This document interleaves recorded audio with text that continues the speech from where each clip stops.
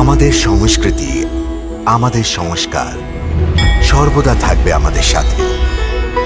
ভারতের মহান গ্রন্থ আর কাব্যের সম্পূর্ণ সংকলন। সাবস্ক্রাইব করুন তিলক। A wide range of LED lights for indoor and outdoor use. GR Lights make India bright.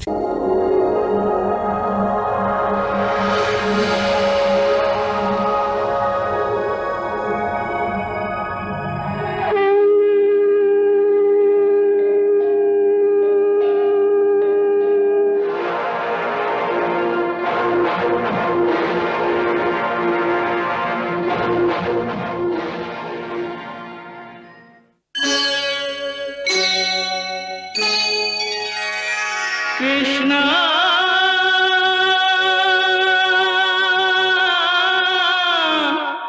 Krishna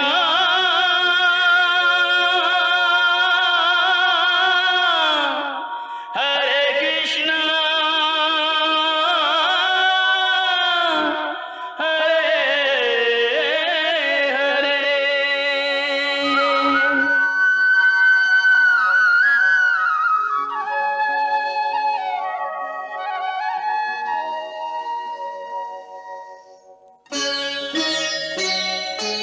Satchidananda-rupaya Vishwopathyadi-hetave Tapatraya-vinashaya Shri Krishnaya Vayam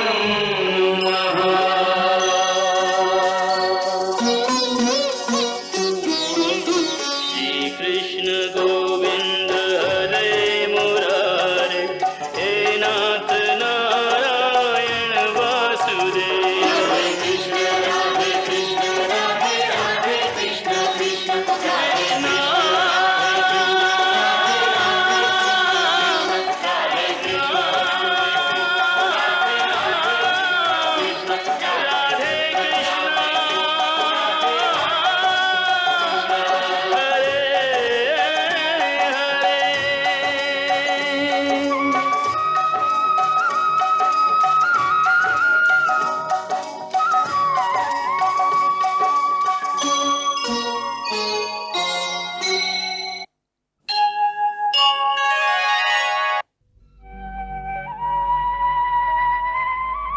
ভগবান শ্রী সূর্যদেবের উদয়ের প্রথম কিরণ যখন ভারতের পবিত্র ভূমিকে স্পর্শ করে তখন সমগ্র বাতাবরণ পূজার কাঁসর ঘণ্টা আর শঙ্খনদে মুখরিত হয়ে ওঠে।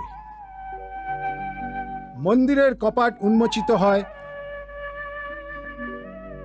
আর ঈশ্বরের আরাধনা যেন সারা ভারতে একসাথে আরম্ভ হয়ে যায়।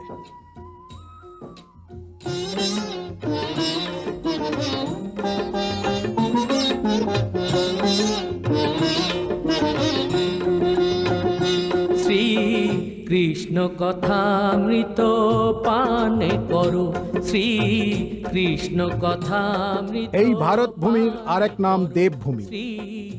এর প্রতিটি কণায় আধ্যাত্মিক চেতনাপূর্ণ স্পিরিচুয়াল গ্লো আছে। এই সমস্ত গুণ যেন কৃষ্ণ প্রেমে সমাহিত।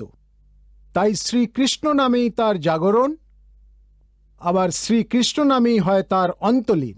হরি বল হরি বল হরি বল হরি বল একবার হরি হরি বল মন রে হরি হরি বল ভালো করে বদন ভরে একবার হরি হরি বল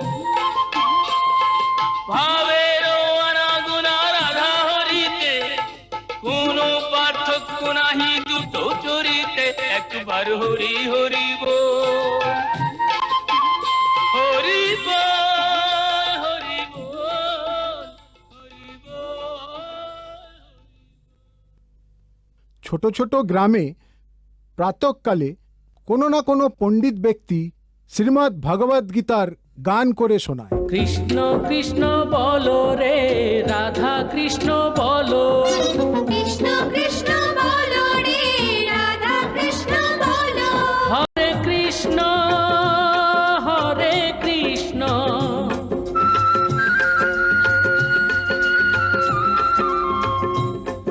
বলো রাধা কৃষ্ণ বলো, বলো রাধা কৃষ্ণ বলো, রাধা রাধা কৃষ্ণ বলো। রাধা রাধা কৃষ্ণ বলো। রাত্রিকালে যখন কৃষক দিনমজুর সারাদিনের কাজ সমাপ্ত করে বিশ্রাম করতে বসে, তখন প্রায়শই গ্রামে বৃন্দাবন থেকে আগত কোনো কৃষ্ণলীলামণি শ্রীকৃষ্ণ কাহিনীর বর্ণনা করে থাকেন।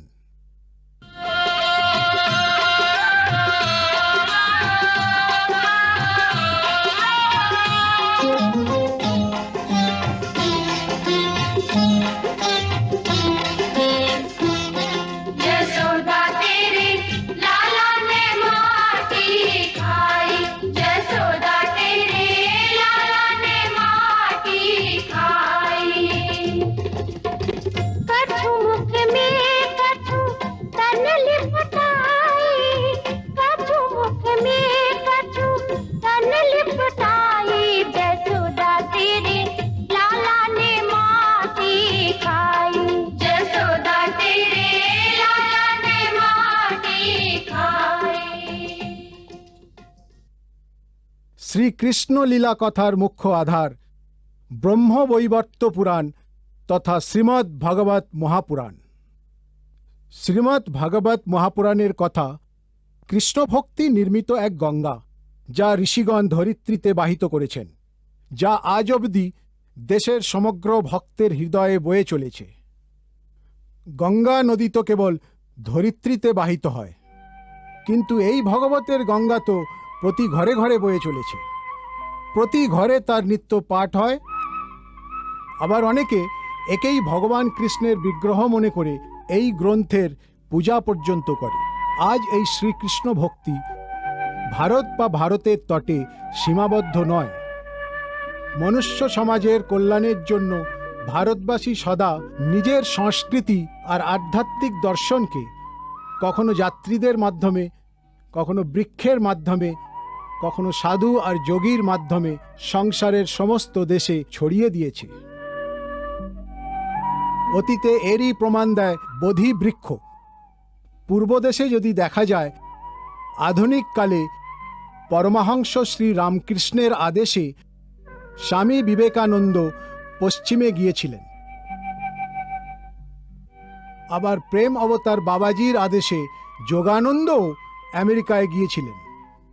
আমাদেরই কালে ভক্তি বেদান্ত স্বামী প্রভুপাদজি তার প্রভু 108 শ্রী 32 সিদ্ধান্ত সরস্বতী মহারাজের আদেশ অনুসারে এক সামান্য মালবাহী জাহাজ অর্থাৎ কার্গো শিপে চড়ে আমেরিকায় যান।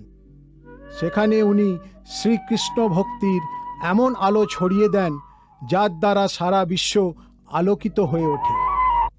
দর্শনে তো ভগবানের অনেকই রূপ আছে, বালগোপাল, মাখনচোর, গোবর্ধনধারী, রাসবিহারী প্রমুখ। কিন্তু সব ভক্তের নিজস্ব ভক্তি অনুসারে কোনো না কোনো ছবি অধিক প্রিয় হয়ে ওঠে। যেমন সুরদাস সবসময় মাখনচোরের কল্পনায় আপ্লুত হয়ে থাকতেন। মাখন চোর দেখো হাতে নুনি,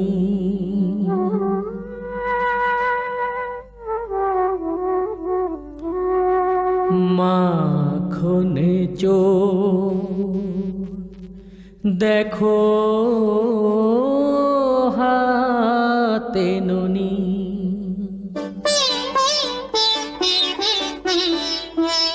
হামাগুড়ি দিয়ে চলা বিরত,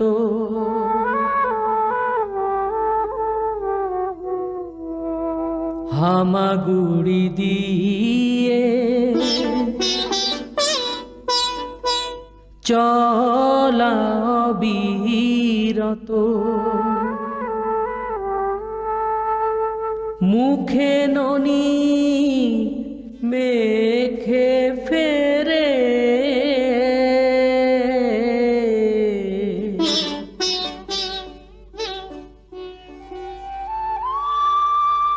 স্বামী সে যে কাজ বড় অদ্ভুত করে, স্বামী সে যে কাজ বড় অদ্ভুত করে, কৃষ্ণ গোপাল গোবিন্দ মাধব হরে, কৃষ্ণ গোপাল গোবিন্দ মাধব হরে, স্বামী সে যে কাজ বড়ই অদ্ভুত করে।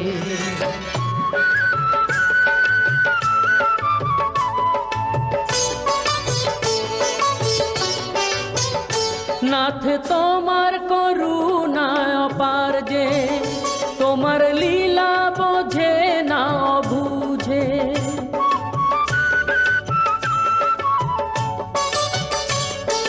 মধ্যরাতে চুপি চুপি মায়ের কোখে বাড়ে, মথুরাকে বিদায় দিয়ে গোকুলে প্রেম গড়ে,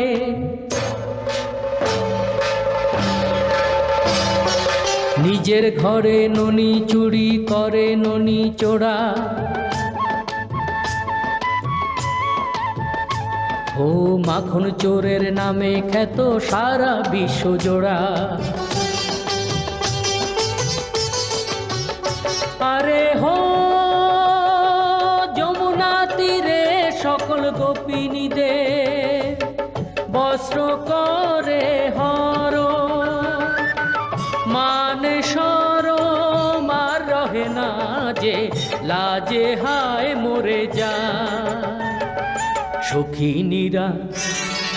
সখীনীরা সদাই তারে বদনাম করে, মান করে তবুও তাকে প্রেম করে, কৃষ্ণ গোপাল গোবিন্দ মাধব হরে, কৃষ্ণ গোপাল গোবিন্দ মাধব হরে, শ্যাম সে যে কাজ বড়ই অদ্ভুত করে।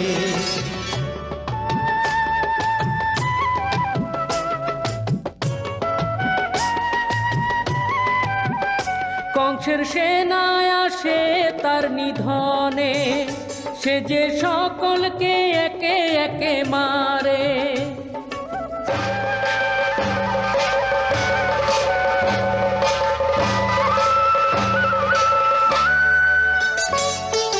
পুতনারা খুশি তাকে বিষাক্ত দুধ দেয়, মাতার সম্মান দিয়ে প্রাণটুকু নেয়,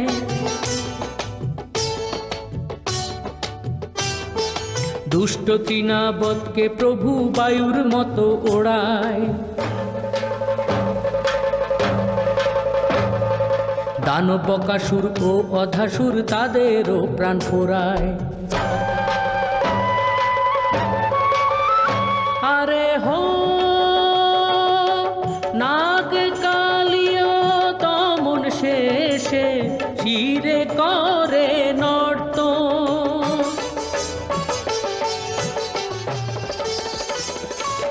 ব্রজের রক্ষা হয় তার কারণ, আঙ্গুলে ধরে গোবর্ধন, ও জয় জয় গোবর্ধন গিরিধারী, জয় জয় গোবর্ধন গিরিধারী। ইন্দ্র আর ব্রহ্মার সে অভিমান হরে, ইন্দ্র আর ব্রহ্মার সে অভিমান হরে, কৃষ্ণ গোপাল গোবিন্দ মাধব হরে, কৃষ্ণ গোপাল গোবিন্দ মাধব হরে, শ্যাম সে যে কাজ বড়ই অদ্ভুত করে, ও আমার শ্যাম সে যে কাজ বড়ই অদ্ভুত করে। এই বাল রূপের মাখন লীলা, ভক্তের মন হয় লালায়িত, দুধে আর ননিতে তৃপ্ত হয়ে, মমতার মূল্য সে দেয়ত, মন মোহিনী রাধাতে মন বাধা প্রেমে সাগরে, দুই অমর প্রেমী ধরণীতে মেলে, সারা বিশ্বে প্রেম বিলাতে তো। কৃষ্ণ যশোদার কৃষ্ণ যশোদার নয়নের মণি, রাধা হলো তারি প্রেমে কিশোরী, মন মোহন হলো মন বংশীধারী। ও মনমোহন হলো রে মন বংশীধারী। এক মাখন চার এক মোহন, এক দেখো ব্রজ বিহারী, মন মোহন হলো মন বংশীধারী। ও মনমোহন হলো রে মন বংশীধারী।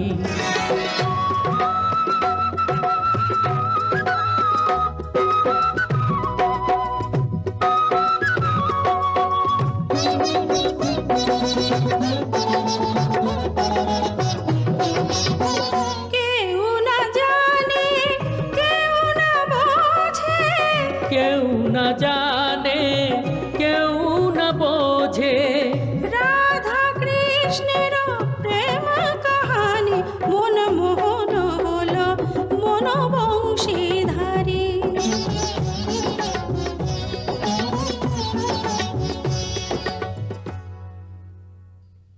শ্রীকৃষ্ণের এই অবতারকে জ্ঞানীজন ভক্তজনেরা প্রেম অবতারও বলে থাকেন। আর প্রেমের অবতার এই নামকে সিদ্ধ করার জন্য উনি শ্রী রাধিকার সাথে অপরূপ প্রেমলীলা খেলেন। আয় রে মোহন তোকে রাধা বানাই, আয় রে মোহন তোকে রাধা বানাই। প্রেমহীন সংসার কেবল হিংসা আর ঘৃণায় ভরে উঠবে। সেই ঘৃণার পরিণতি শুধুই মহাবিনাশ, এমন মহাবিনাশ যা মহাভারতে ঘটেছিল। শ্রীকৃষ্ণ মহাভারতে বিনাশও দেখিয়েছেন এবং তার সাথে এও দেখিয়েছেন যে জীবনকে সুন্দর বানানোর একটাই পদ্ধতি, প্রেম, কেবল প্রেম। প্রেমের দ্বারাই ভক্তির পথ পাওয়া যায়, আর ভক্তি পথের সর্বশেষ পরিণতি প্রেমের পথেই লীন হয়। প্রেম পথেতে চলতে চলতে ভক্তি সাগরে মিলন ঘটায়, ভক্তির নদী বইতে বইতে প্রেম সাগরে জীবন মিলায়।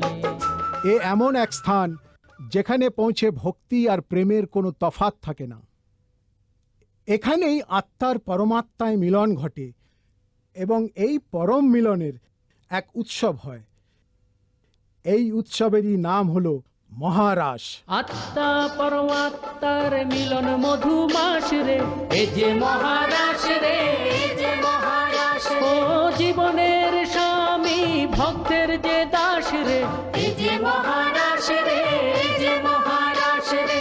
কৃষ্ণ কোমল তার রাধা সুবাস রে, এ যে মহারাস রে, এ যে মহারাস রে। ও অপরূপ মিলন সবার যুগে যুগে আস রে, এ যে মহারাস রে, এ যে মহারাস রে। যেভাবে প্রত্যেক আত্মার নিজের কল্পনা অনুসারে নিজের পরমাত্মা প্রাপ্তি ঘটে, সেভাবেই মহারাসে প্রত্যেক গোপিনীর নিজস্ব এক একজন কৃষ্ণ প্রাপ্তি ঘটে। এই মিলন মহোৎসবই প্রেমের প্রকাশ ঘটায়। যেমন ভক্তির চরম সীমায় পৌঁছে প্রেমের প্রাপ্তি ঘটে, তেমনি প্রেমের চরম সীমায় পৌঁছে এই মিলন মহোৎসবের পরমানন্দ প্রাপ্তি হয়।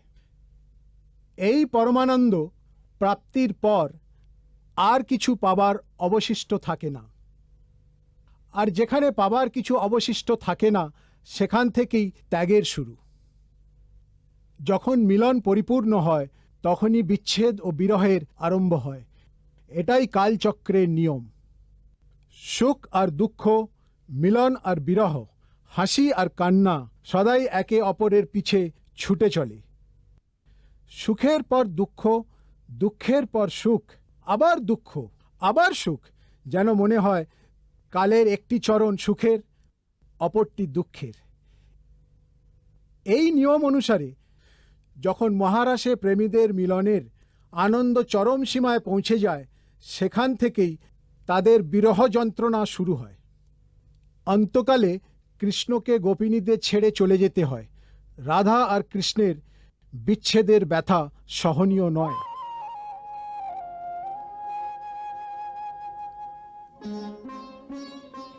নাও,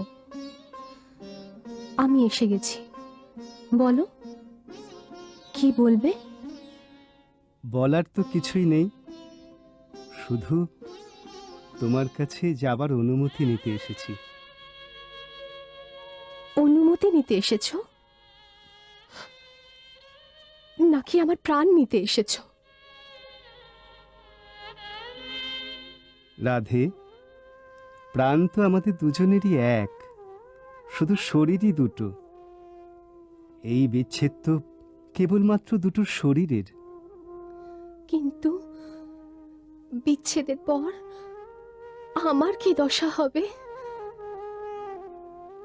ভেবে দেখেছো কি? ভেবেছি, কিন্তু যা নির্ধারিত হয়েছে সেই লীলা তো আমায় করতেই হবে। যে কাজের দায়িত্ব আমি নিয়েছি সেই কর্তব্য তো আমাকে পূরণ করতেই হবে, তা তো তুমি জানো। হ্যাঁ, আমি জানি তোমার কাছে তোমার লীলা, তোমার কর্তব্য রাধার থেকেও অনেক বেশি প্রিয়। কিন্তু তুমি হয়তো এটা জানো না, রাধার তো তোমার থেকে প্রিয় আর কেউ নেই। তার নিজের তো সত্যি আর কিছুই নেই। রাধার সমস্ত কর্তব্য, সমস্ত কাজ, তার সমস্ত আশা আকাঙ্ক্ষা, তার সমস্ত পূজা অর্চনা, এসব কৃষ্ণের চরণেই অর্পণ করা। এই শ্রী চরণ যুগল তুমি আমার থেকে দূরে সরিয়ে নেবে, ঠিক যেমন যজ্ঞ সমাপ্তির পর যজ্ঞকুণ্ডে শুধুমাত্র জ্বলন্ত কাঠের ভস্য থেকে যায়, সেই রকম তোমার চলে যাবার পর বৃন্দাবনে কেবল রাধার ভস্যই থেকে যাবে।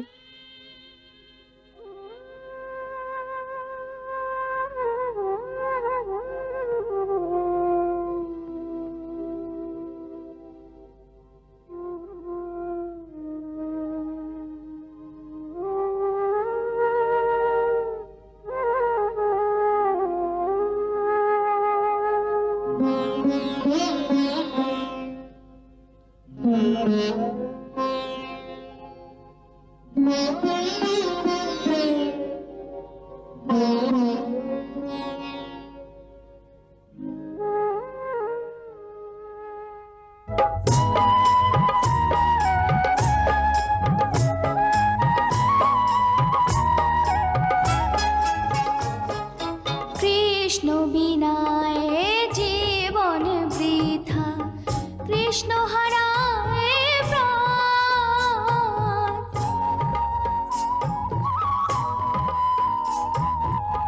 তুমি যে চলো কর্তব্যের পথে, আমি যে কোন পথে যাই।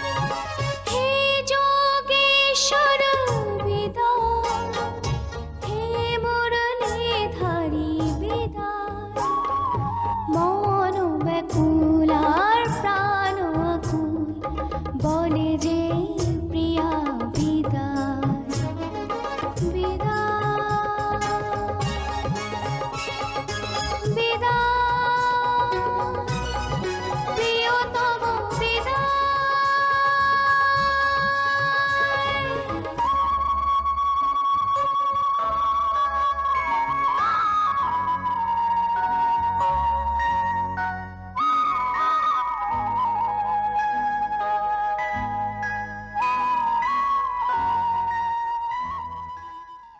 এখান থেকেই শ্রীকৃষ্ণ কথার এক নতুন মোড় শুরু হয়।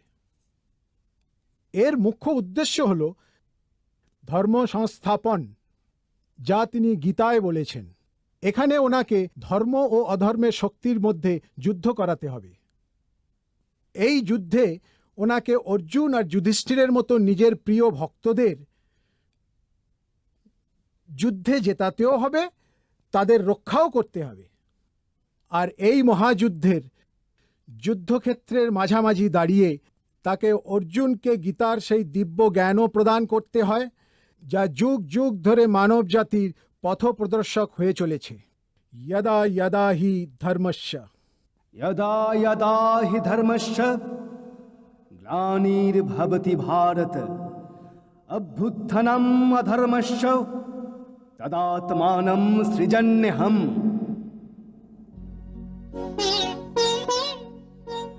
যখনই পাপের প্রভাবে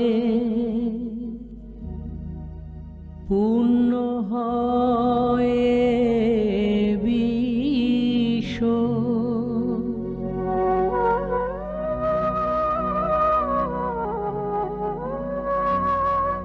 সৃষ্টি হয় অধর্মে, তখন স্বয়ং রূপ প্রকাশ করি।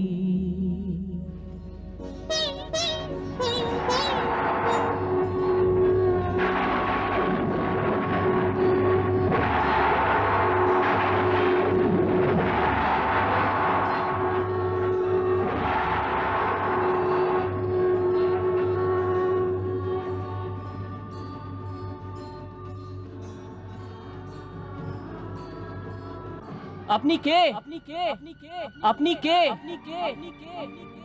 আপনি কে? আপনি কে? হে অর্জুন, তোমার প্রতি অনুগ্রহ করে আমি আমার যোগ শক্তির প্রভাবে আমার এই পরম তেজময় অনাদি অনন্ত রূপের দর্শন তোমাকে করালাম। এই যে সীমারহিত বিরাট রূপ তুমি দেখছো,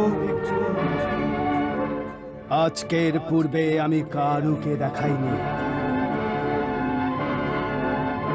এই গীতার দ্বারা তিনি কর্মযোগের সেই নিগূঢ় রহস্যও জানাবেন। কর্মণ্যেবাধিকারস্তে মা ফলেষু কদাচন। এ হলো সেই গূঢ় মন্ত্র কর্মযোগের, যার দ্বারা মানব নিজের জীবন আর নিজের মৃত্যু দুটোকে সুন্দর করে তুলতে পারে। উনি কর্মের ব্যাখ্যা করেছেন, ভক্তির ব্যাখ্যা করেছেন। উনি বলেছেন ভক্তি শেষ পর্যন্ত মানুষকে কি প্রকারে ভগবানের নিকট পৌঁছে দেবে। সর্বধর্মান্ত পরিত্যাজ্য মামেকং শরণং ব্রজ। হে অর্জুন, সর্বধর্মান্ত পরিত্যজ্য মামেকং শরণং ব্রজ, অহম তাম সর্ব পাপেভ্যো মোক্ষয়িষ্যামি মা শুচা। যখনই পাপের প্রভাবে পূর্ণ হয় বিষ,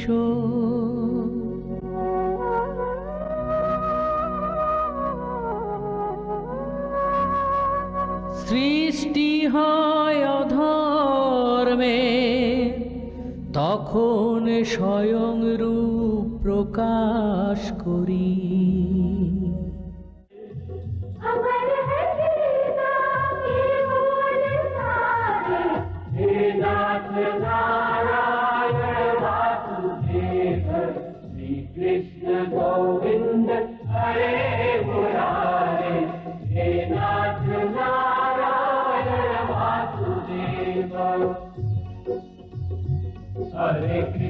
Hare Krishna, Krishna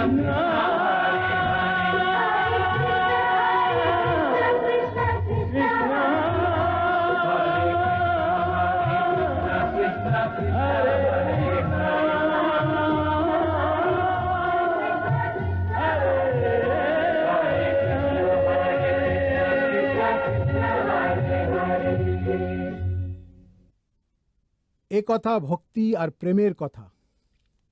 প্রেমের আগুনের সংসারে সত্যি আবশ্যকতা আছে। হিংসা আর ঘৃণার আগুনে ঝলসানো প্রাণী ভক্তির এই প্রেম রসের সুধায় স্নান করে শান্তি প্রাপ্ত হবে। আর এই প্রস্তুতি মানব সমাজের জন্য যেন কল্যাণকারী হয়, এই আমার শ্রীকৃষ্ণের চরণে প্রার্থনা রইল।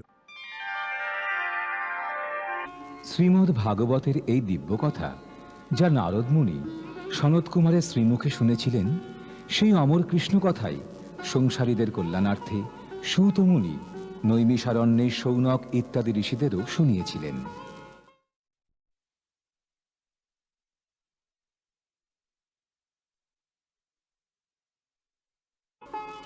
শ্রীমদ্ ভাগবতের এই প্রবচন আমি কলিযুগের প্রারম্ভে স্বয়ং মহামুনি শুকের শ্রীমুখ থেকে তখন শ্রবণ করি, যখন তিনি রাজা পরীক্ষিতকে প্রবচন মাত্র সপ্তদিবসে সেই সময় শুনিয়েছিলেন, যখন এক ঋষি কুমারের শাপের ফলস্বরূপ রাজা পরীক্ষিতের মৃত্যুর মাত্র সপ্তদিবসই বাকি ছিল। হে পরম পূজ্য সুতমুনি, রাজা পরীক্ষিত তো বড় ধর্মাত্মা রাজা ছিলেন। তিনি মহাপ্রতাপী পাণ্ডবের পৌত্র আর বীর অভিমন্যুর পুত্র ছিলেন।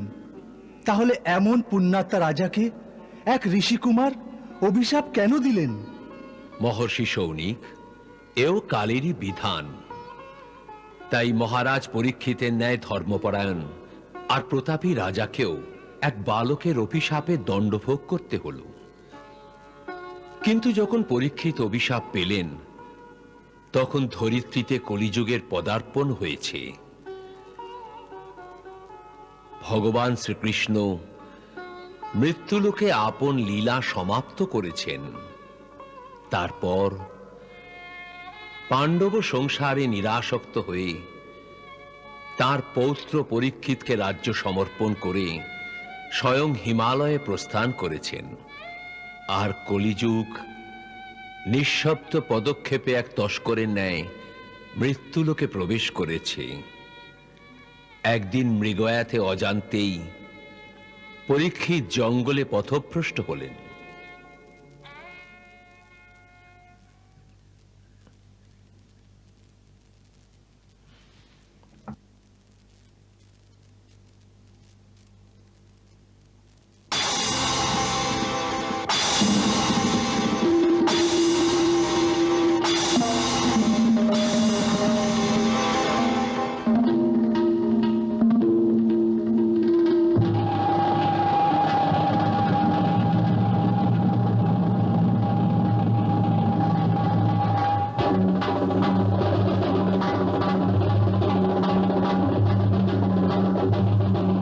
এই প্রকার আমার পথরোধের দুঃসাহস কি করে হলো? মহারাজ পরীক্ষিত, আমি কলিযুগ আর কালের আজ্ঞাতেই এই ধরিত্রীতে অবতীর্ণ হয়েছি। এবার আমি আপনার রাজ্যে প্রবেশ করতে ইচ্ছুক। তোমার এত ধৃষ্টতা, তোমার এত সাহস যে তুমি পাণ্ডব বংশীয় রাজা পরীক্ষিতের বর্তমানে ধরিত্রীতে প্রবেশ করতে চাও, সৃষ্টি থেকে ধর্মের বিনাশ করতে চাও। তার পূর্বে আমি তোমার বিনাশ করব। রাজন, প্রকৃতির নিয়ম অটল। কালের গতি কারো বাণের দ্বারা রোধ করা যায় না। যেমন সত্য যুগের পরে ত্রেতা যুগের প্রবেশ, আবার ত্রেতা যুগের পর যেমন দাপর যুগের আগমন কেউ রোধ করতে পারেনি, সেই প্রকারে দাপর যুগের পর কলিযুগের প্রবেশও নিশ্চিত। সেই হেতু জ্ঞানীজন কালের সাথে যুদ্ধ করেন না। যদি কলিযুগ সত্যই আগত প্রায়, তবুও রাজা পরীক্ষিতের বর্তমানে তার আগমন সম্ভব নয়। যদি পরীক্ষিতের অস্তিত্ব কালের গতির বাধার কারণ হয়, তাহলে সম্ভবত পরীক্ষিতের অস্তিত্ব হানির সময়ও এসে গেছে। তা বিধাতা জানেন, কিন্তু বীর পুরুষ মৃত্যু ভয়ে আপন সংকল্প পরিত্যাগ করে না। তাই হে কলিযুগ, তুমি আমার রাজ্য সীমায় পদার্পণ করো না। রাজন, কাল তো সার্বভৌম, সে কোনো সীমাই মানে না। মানতেই হবে। আমাদের ব্রহ্মাবর্ত ধর্ম আর সত্যের নিবাসস্থল। এই ব্রহ্মাবর্তের বাইরে থাকতে হবে তোমায়, অন্যথা আজ বিধাতাও প্রত্যক্ষ করবেন যে মহারথী অর্জুনের পৌত্র, যাকে গর্ভে স্বয়ং ভগবান শ্রীকৃষ্ণ রক্ষা করেছিলেন, তার বাণের এত শক্তি যে সে কলিযুগকে সমূলে বিনাশ করতে পারে।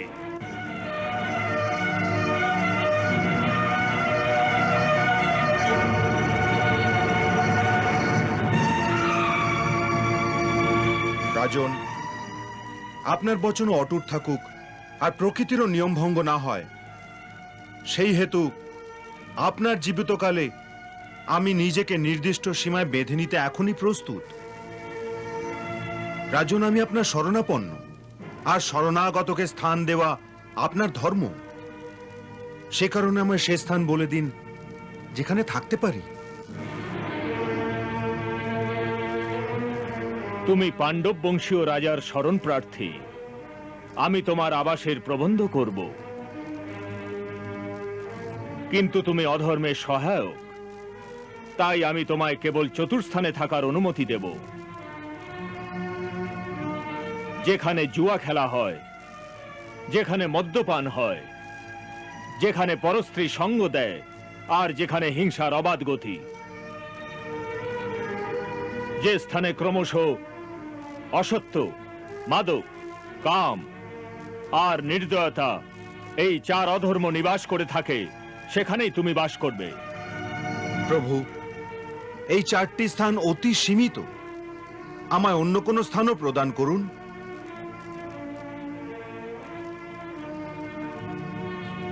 অতি উত্তম কথা। যেহেতু ধন ও রজগুণের অন্তর্গত, সেহেতু তুমি স্বর্ণতেও থাকতে পারো। যথাজ্ঞা প্রভু।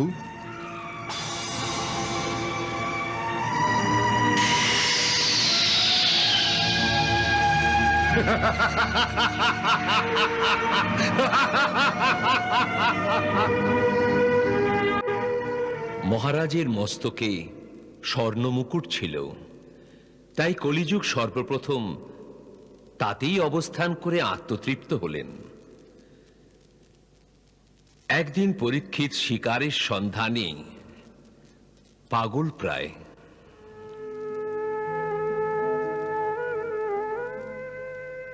ক্ষুধা আর পিপাসার গ্লানিতে অতীব দুরবস্থা।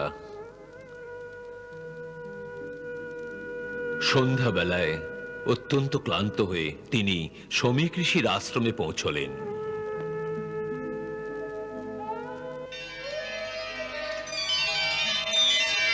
ঋষি সমাধিতে ব্রহ্মলীন ছিলেন।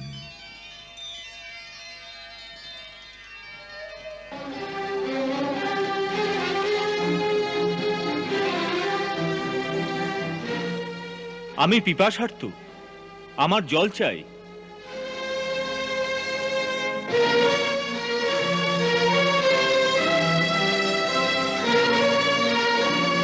এখানে আর কেউই নেই নাকি? আপনি শুনতে পাচ্ছেন? আমি রাজা পরীক্ষিত, বড় ক্লান্ত, আমি পিপাসার্ত, আমার একটু জল চাই।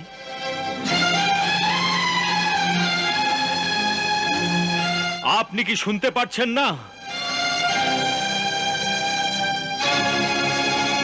ঋষি সে সময় ধ্যানে ব্রহ্মলীন ছিলেন। রাজা একাধিকবার জল চাইলেন, কিন্তু ঋষির ধ্যান ভঙ্গ হল না। রাজমুকুটে অধিষ্ঠিত কলিযুগের প্রেরণায় তার সাত্ত্বিক বুদ্ধি ভ্রষ্ট হল। এ কোনো প্রতারক, যে মিথ্যা অলিক ধ্যানের ছলনা করে নিজের প্রভাব বিস্তার করতে চায়। রাজাকে স্বাগত নয়, আসন নয়, জলও পান করায় না।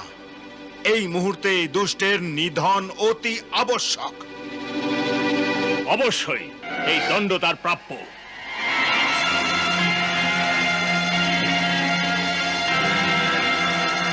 কিন্তু রাজা গূঢ় সংস্কারের কারণে নিজেকে সেই পাপ থেকে মুক্ত করলেন।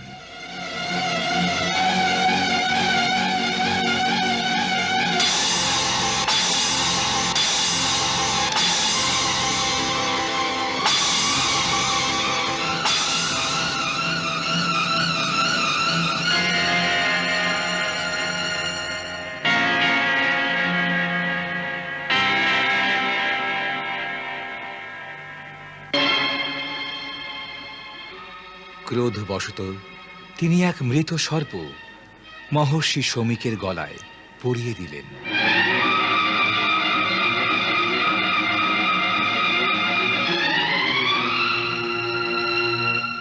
শ্রমিক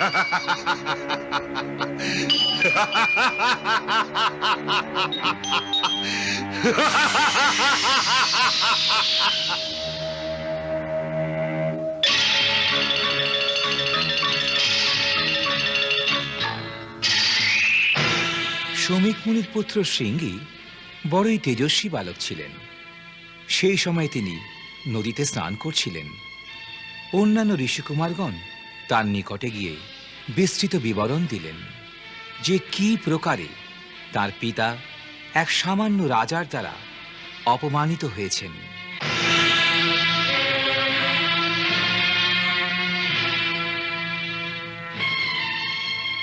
তাঁদের কথা শুনেই তিনি ক্রোধে উন্মত্ত হয়ে উঠলেন, আর সেই মুহূর্তে নদীর জল অঞ্জলি ভরে নিয়ে রাজাকে অভিশাপ দিলেন। যে অহংকারী আর মূর্খ রাজা আমার মহান পিতার এরূপ ঘোর অপমান করেছে, সেই মহাপাপী আজ থেকে সপ্তম দিবসে তক্ষক নাগের দংশনে তার প্রচণ্ড বিষাগ্নিতে জ্বলে ভস্ম হয়ে যাবে। এই অভিশাপ টলানোর সাধ্য এই ধরিত্রীতে আর কারণ নেই।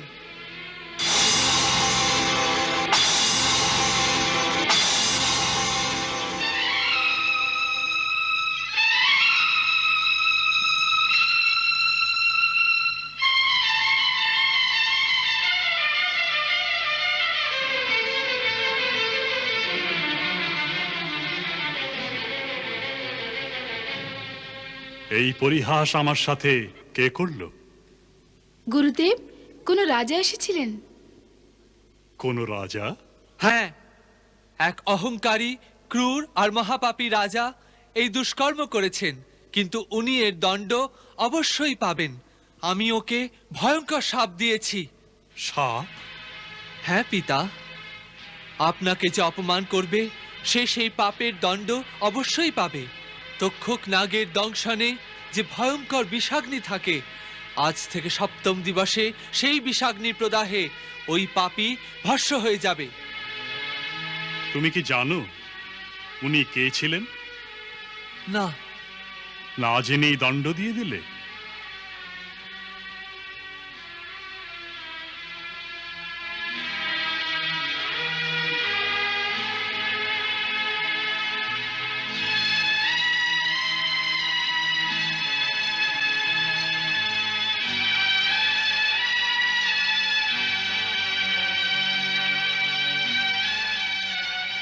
বৎস, তুমি বড়ই অনর্থ করেছ। এক মহান যশস্বী ধর্মানুরাগী সম্রাটকে একটা ছোট্ট ভুলের জন্য এত বড় শাপ দিয়ে দিলে। উনি এক পরম ভক্ত, মুনি ও ব্রাহ্মণদের রক্ষাকর্তা, প্রজাদের নিজেদের সন্তানের ন্যায় পালন করেন। তিনি এমন রাজর্ষি যার সম্মান দেবতারাও করে থাকেন। মূর্খ বালক, এইরূপ সজ্জন না থাকলে সংসারের অনাচার বৃদ্ধি পাবে, বৈদিক আর্য ধর্ম লুপ্ত হয়ে যাবে, লোকে ধর্মভ্রষ্ট হয়ে যাবে। এই পাপে তোমার ভাগও গণ্য হবে। তুমি কোনো বিবেচনা না করে শাপ দিয়ে প্রমাণ করে দিলে যে স্বল্প বুদ্ধির বালককে অধিক শক্তি দেওয়া উচিত নয়।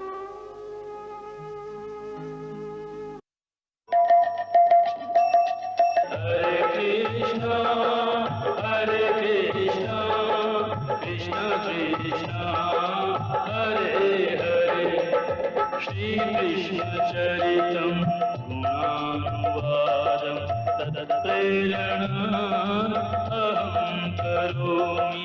मम भावगीतं हृदयस्य प्रीतं त्वत्पद्मपादे समर्पयामि। हरे राम राम राम हरे हरे, हरे कृष्ण कृष्ण कृष्ण हरे हरे।